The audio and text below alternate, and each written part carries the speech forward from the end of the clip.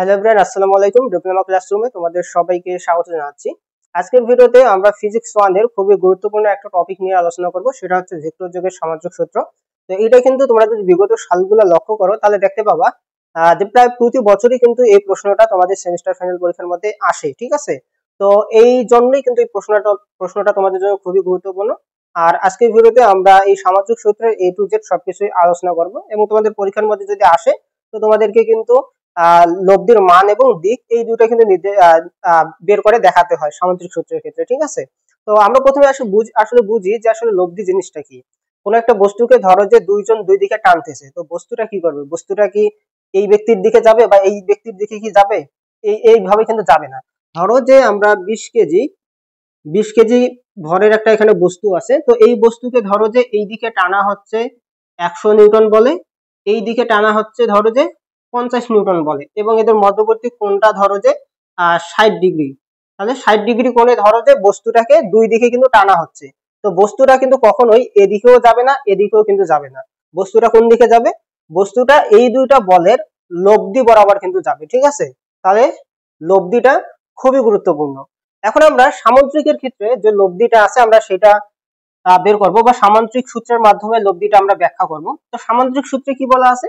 সামান্তরিক সূত্রে বলা আছে যে সামান্তরিকের কোন একটা কৌণিক বিন্দু হতে অঙ্কিত দুইটা সন্নিহিত বাহু যদি একই সাথে ক্রিয়ারত দুইটি ভেক্টরের মান এবং দিক নির্দেশ করে, তাহলে ওই বিন্দু হতে অঙ্কিত সামান্তরিকের কর্ণটি ভেক্টর দুটির লব্ধির মান এবং দিক নির্দেশ করবে। কথাগুলো এলোমেলো মনে হচ্ছে না, বা মাথার উপর দিয়ে হয়তো যাচ্ছে, বা হয়তো মনে হচ্ছে যে এটা এত বড় একটা লাইন আমাদেরকে মুখস্থ রাখতে হবে, বাট কখনোই এটা তোমাদের মুখস্থ করে রাখার দরকার নেই। আমি যদি সামান্তরিকের মাধ্যমে তোমাদেরকে এটা দেখাই দেই তাহলে তোমরা এই সূত্রটা নিজেরাই কিন্তু মনে রাখতে পারবা, এখানে মুখস্থ করার কিন্তু কোনো কিছু নাই, ঠিক আছে? তো আমরা সামান্তরিকটা অঙ্কন করে যদি বুঝাই তাহলে ভালো করে বুঝবা। তো ধরো যে আমরা একটা সামান্তরিক অঙ্কন করি, তাহলে এই হচ্ছে একটা সামান্তরিক। তো এইটা ধরো যে এ বিন্দু, এইটা বি বিন্দু, এটা সি বিন্দু, এটা হচ্ছে ডি বিন্দু। তার মানে এখানে এ বি সি ডি হচ্ছে একটা সামান্তরিক।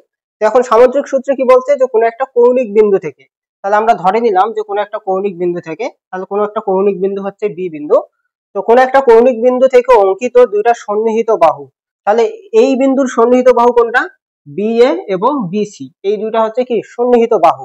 তো এই সন্নিহিত বাহু দুইটা যদি দুইটা ভেক্টরের মান এবং দিক নির্দেশ করে, তাহলে ধরো যে এই দিকে একটা ভেক্টর এবং এই দিকে একটা ভেক্টর, অর্থাৎ একটা হচ্ছে তোমার পি ভেক্টর আর একটা হচ্ছে কিউ ভেক্টর, অর্থাৎ এই দুইটা ভেক্টরের মান এবং দিক নির্দেশ করতেছে, ঠিক আছে?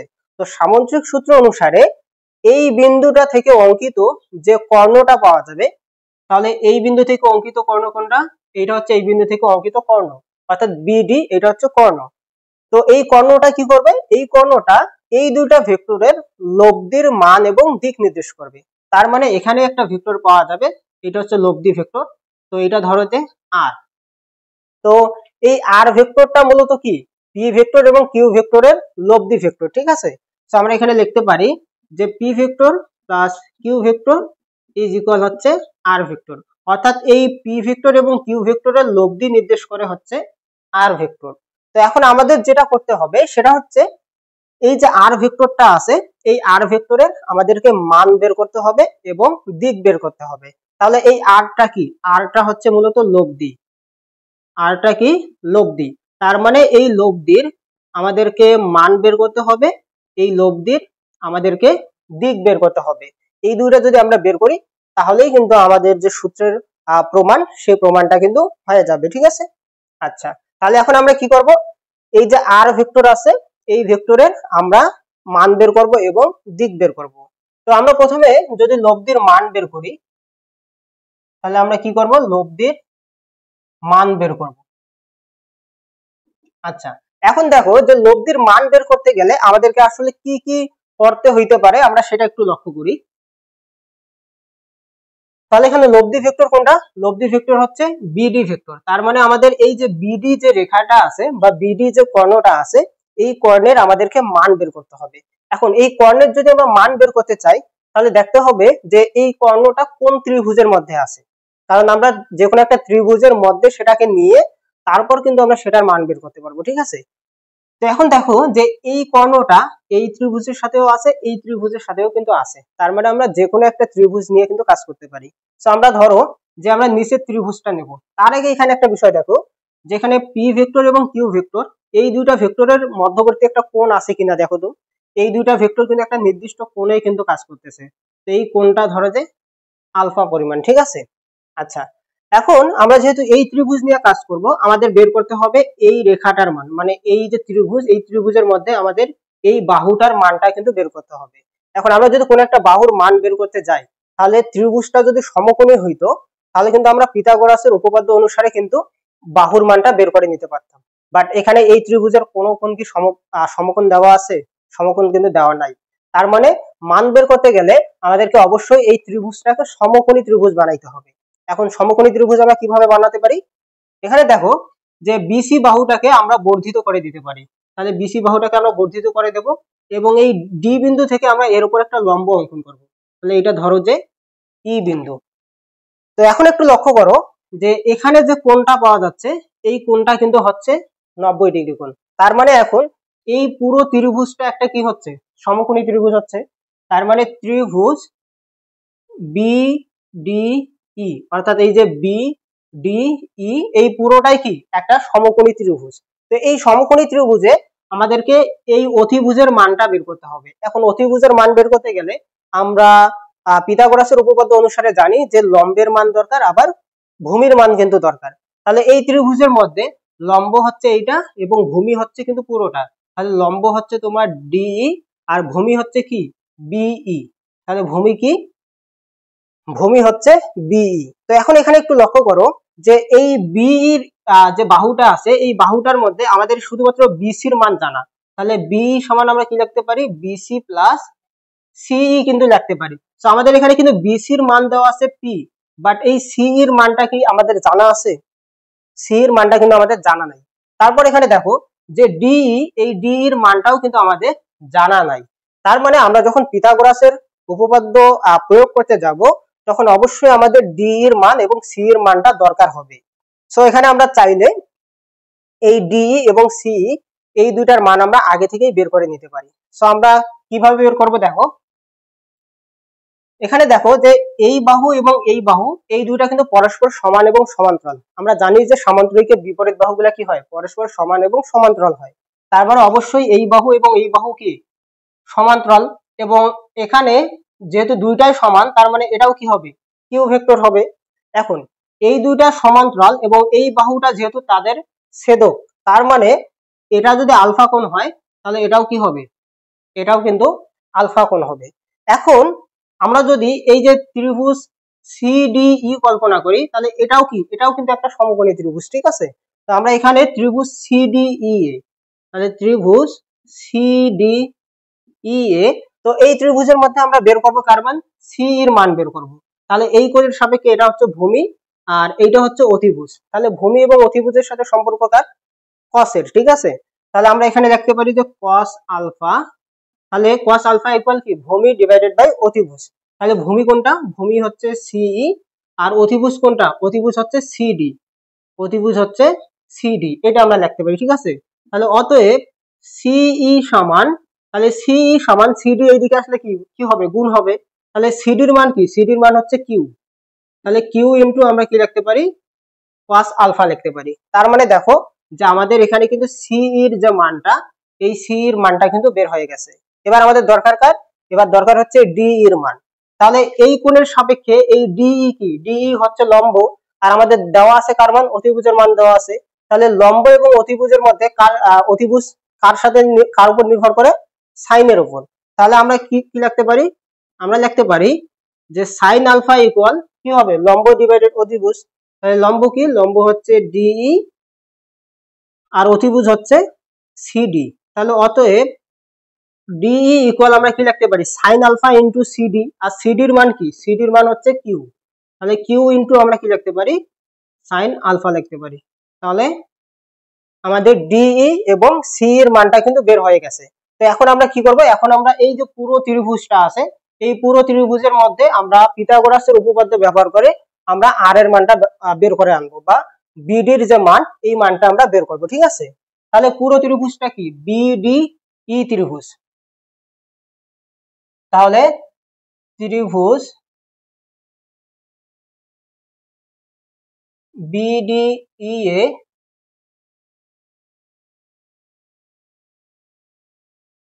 পিথাগোরাসের উপপাদ্য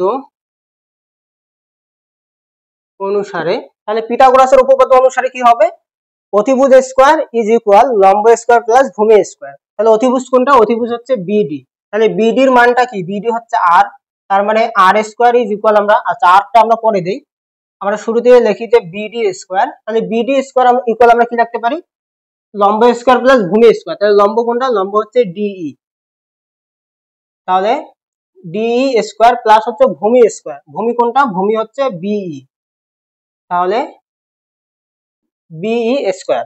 এরপর দেখো যে এই বিডি সমান আমরা কি লিখতে পারি, আর লিখতে পারি।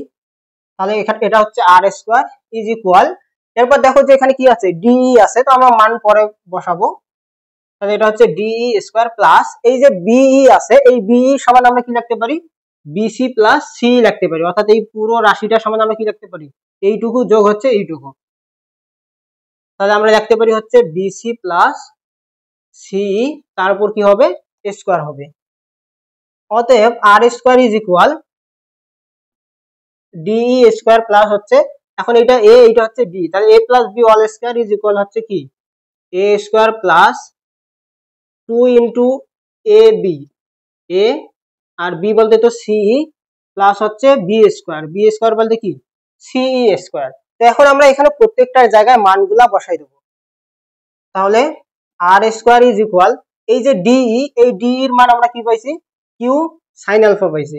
তাহলে কিউ সাইন আলফা, তারপর কি আছে, তারপর কিন্তু স্কয়ার আছে, তারপর হচ্ছে প্লাস, এবার কি আছে বিসি স্কয়ার। তাহলে বিসির মান কোনটা, বিসির মান হচ্ছে কিন্তু পি, তাহলে এখানে কি হবে, পি স্কয়ার হবে প্লাস 2 ইন্টু এই বিসির মান কি, বিসির মান হচ্ছে কিন্তু পি, এবং সি এর মান কি, এই সি এর মান হচ্ছে কিউ কস আলফা, তাহলে কিউ কস আলফা, তারপর হচ্ছে প্লাস আবার সি এর মান কি, সি এর মান হচ্ছে Q cos alpha, Q cos alpha, তারপর হচ্ছে কি স্কয়ার। তো এরপর দেখো আর স্কয়ার ইজ ইকুয়াল, আমরা যদি একটু সাজাই নেই, তাহলে পি স্কয়ারটা আমরা একটু সামনে লিখবো, তাহলে পি স্কয়ারটা আমরা সামনে লিখলাম, তারপরে আমরা মাঝে এটা লিখবো, পি স্কয়ার প্লাস হচ্ছে 2 পি কিউ কস আলফা, তারপর হচ্ছে প্লাস, এরপর দেখো যে এই যে কিউ সাইন আলফা আছে না, তাহলে স্কয়ারটা তো কি আছে, এর উপরও আছে, এর উপরও আছে, তার মানে আমরা এখানে কি লিখতে পারি, কিউ স্কয়ার ইন্টু হচ্ছে সাইন স্কয়ার আলফা, তারপর হচ্ছে প্লাস, এবার আমরা এইটা লিখবো, তাহলে আমাদের এটা লেখা শেষ, এবার আমরা এটা লিখবো। তাহলে কিউ এর উপর কি আছে, স্কয়ার আছে, তাহলে কিউ স্কয়ার ইন্টু হচ্ছে কস স্কয়ার আলফা। তো এর পরের লাইনে দেখো P square plus 2 P Q cos alpha plus, এখানে কিউ স্কয়ার আছে, এখানে কিউ স্কয়ার আছে, তাহলে এখানে আমরা কি করতে পারি, কিউ স্কয়ার কমন নিতে পারি, কিউ স্কয়ার যদি কমন নেই, তাহলে এখানে থাকে কি সাইন স্কয়ার আলফা প্লাস হচ্ছে কস স্কয়ার আলফা। তো এখন আমরা একটা সূত্র জানি না যে sine square theta plus cos square theta মানে কি 1, তার মানে sine square alpha plus cos square alpha মানে কি হবে 1 হবে। তাহলে এই পুরো জিনিসটার মান কত, পুরো জিনিসটার মান হচ্ছে 1। তো এই 1 কি এখানে লেখার দরকার আছে, নাই, তার মানে এইটা পুরোটা বাদ যাবে, এবং কিউ স্কয়ারের সাথে কি হবে, ওর পরিবর্তে 1 গুণ হবে, তো 1 গুণ হলে কি হবে, কিউ স্কয়ারই হবে। তো আমাদের দরকার কার, আমাদের দরকার হচ্ছে আর এর মান, আমাদের কিন্তু আর স্কয়ার এর মান দরকার না, আমাদের দরকার হচ্ছে আর এর মান। সো অতএব আমরা লিখতে পারি যে R is equal root over P square plus Q square plus হচ্ছে 2 পি কিউ কস আলফা। তাহলে এইটা হচ্ছে আমাদের কি লব্ধির মান, তাহলে এইটা কি, এটা হচ্ছে লব্ধির মান, তার মানে আমরা লব্ধির মান কিন্তু বের করলাম। এবার আমাদের দরকার হচ্ছে লব্ধির দিক নির্ণয় করা, তাহলে এবার আমাদের কি বের করা দরকার, লব্ধির দিক বের করা।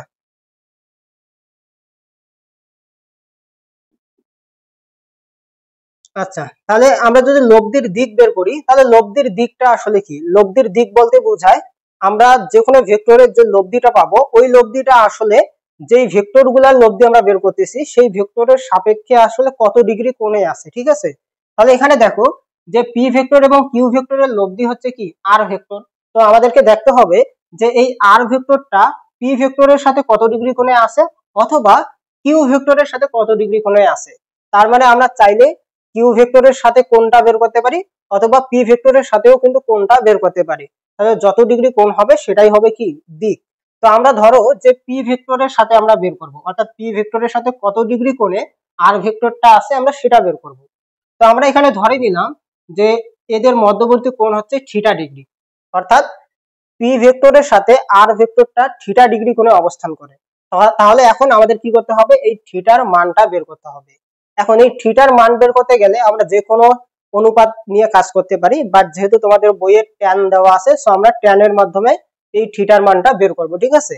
আচ্ছা, এখন দেখো যে এই পুরো ত্রিভুজের মধ্যে, এই যে পুরো ত্রিভুজ অর্থাৎ বিডিই, এই পুরো ত্রিভুজের মধ্যে এই কোণের সাপেক্ষে এইটা হচ্ছে লম্ব এবং এইটা হচ্ছে কি ভূমি। তাহলে এখন দেখো যে লব্ধির দিক যদি আমরা নির্ণয় করি তাহলে আমরা কি লিখতে পারি, tan theta is equal, tan theta মানে কি লম্ব বাই ভূমি। তো এখানে আমরা কোন ত্রিভুজে বের করতেছি আমরা সেটা উল্লেখ করে দেব। তাহলে ত্রিভুজ বি ডি ই এ, তাহলে ত্রিভুজ বি ডি ই এ কি হবে, ট্যান থিটা ইজ ইকুয়াল লম্ব বাই ভূমি। তাহলে লম্ব কোনটা, লম্ব হচ্ছে ডিই, তাহলে লম্ব হচ্ছে ডিই ডিভাইডেড ভূমি কোনটা, ভূমি হচ্ছে বিই, তাহলে ভূমি হচ্ছে বিই। আচ্ছা, এখন দেখো যে ডিই ডিভাইডেড এই বি সমান আমরা কি লিখতে পারি, বিসি প্লাস সি লিখতে পারি। তাহলে বিসি প্লাস হচ্ছে সি। এখন আমরা মানগুলা বসাই দেব, ঠিক আছে। সো মানগুলা যদি আমরা বসাই দেই তাহলে ডি এর মান কি, এই যে ডিই, এই ডি এর মান কি পাচ্ছি আমরা, ডি এর মান পাচ্ছি আমরা কিউ সাইন আলফা। তাহলে উপরে কি হবে, উপরে হবে কিউ, তাহলে উপরে হবে তোমার কিউ সাইন আলফা ডিভাইডেড এই বিসির মান কি, এই বিসির মান হচ্ছে তোমার পি, তাহলে পি প্লাস হচ্ছে আবার সি এর মান কি, সি এর মান হচ্ছে কিউ কজ আলফা, তাহলে কিউ কজ আলফা। তাহলে এখন দেখো যে এইগুলো সবগুলা কার মান, এইগুলো হচ্ছে ট্যান থিটার মান। তাহলে এইগুলো কার মান, এইগুলো হচ্ছে ট্যান থিটার মান, বাট আমাদের দরকার কার, আমাদের দরকার হচ্ছে থিটার মান। তাহলে অতএব আমরা থিটা ইকুয়াল কি লিখতে পারি, থিটা ইকুয়াল আমরা লিখতে পারি হচ্ছে ট্যান ইনভার্স, তাহলে উপরে কি হবে কিউ সাইন আলফা ডিভাইডেড নিচে কি হবে P plus Q cos alpha হবে। তাহলে এই যে সূত্র, এই সূত্রটাই হচ্ছে মূলত দিক নির্ণয়ের সূত্র। এখন কথা হচ্ছে যে এটা আমরা মনে রাখবো কিভাবে, যে এখানে পিটা আলাদা থাকবে নাকি কিউটা আলাদা থাকবে। তো এটা কিন্তু অনেকের কাছে গোলমাল হয়ে যায়। তো সবসময় মনে রাখবা যে আমরা যেই ভেক্টরের সাথে কোণ নির্ণয় করতেছি ওই ভেক্টরটা সবসময় একা থাকবে, এই ভেক্টরটা কি থাকবে সবসময় একা থাকবে। তো যেহেতু আমরা পি ভেক্টরের সাথে কোণ নির্ণয় করতেছি তার মানে পি ভেক্টরটা একাই থাকবে, ওর সাথে কোনো কিছু গুণ হবে না। তো যেহেতু আমরা পি ভেক্টরের সাথে কোণ নির্ণয় করতেছি তার মানে এখানে কি হবে, পি হবে এবং পিটা আলাদা থাকবে। এবার আমরা যদি কিউ ভেক্টরের সাথে নির্ণয় করতাম তো তখন এইখানে কিউটা আলাদা থাকতো, এই জায়গাগুলোতে হইতো পি, ঠিক আছে। তার মানে এখানে থিটার মান যত আসবে তত ডিগ্রি কোণে আর ভেক্টরটা পি ভেক্টরের সাথে অবস্থান করে। তো এটাই হচ্ছে মূলত সামান্তরিক সূত্রের মাধ্যমে লব্ধির মান এবং দিক নির্ণয়। তোমাদের পরীক্ষার মধ্যে যদি আসে তাহলে এইগুলা লিখে দিলেই কিন্তু হয়ে যাবে। আজকের ভিডিওতে আমরা শুধুমাত্র এই সামান্তরিক সূত্রটা নিয়ে আলোচনা করলাম। আর তোমরা যদি ভেক্টরের যে বেসিকটা সেটা যদি জানতে চাও এবং ভেক্টরের ডট গুণ ক্রস গুণ এগুলো যদি সম্পর্কে যদি জানতে চাও তাহলে আমাদের চ্যানেলে অলরেডি কিন্তু ভিডিও দেওয়া আছে, তো তোমরা চাইলে সেগুলো দেখে তোমাদের যে সমস্যাগুলো আছে সেই সমস্যাগুলো ক্লিয়ার করতে পারো। তো আজকের ভিডিওতে এই পর্যন্ত, দেখা হবে পরবর্তী কোনো ভিডিওতে পরবর্তী কোনো টপিক নিয়ে। সেই পর্যন্ত সবাই ভালো থাকো, সুস্থ থাকো, আল্লাহ হাফেজ।